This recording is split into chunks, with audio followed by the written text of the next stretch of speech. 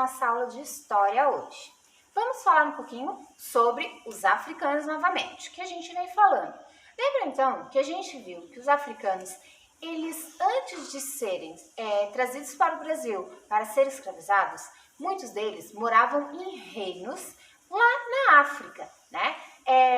Eles moravam tanto em reinos quanto em impérios.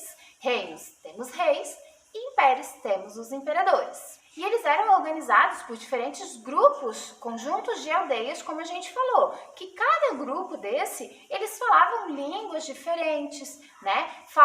Tinham seus costumes diferentes, sua religião, sua cultura, sua dança, sua linguagem, seu modo de se vestir, utilizavam adornos como braceletes, colares, coisas penduradas no corpo de formas diferentes, seus materiais de caça também, de proteção contra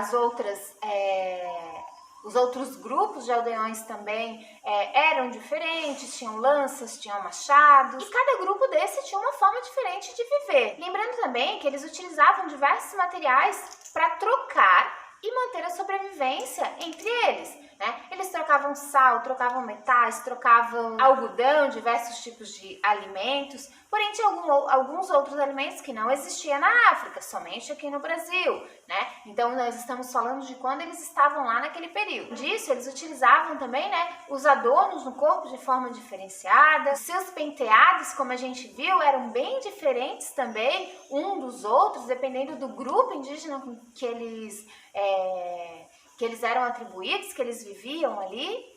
E com a chegada desses africanos ao Brasil, eles acabaram sofrendo bastante por conta de serem trazidos para cá para serem escravizados, né? Então, quando chegaram aqui e começaram a ser escravizados, eles começaram a lutar também pela sua liberdade. Foi onde eles montaram os quilombos, né?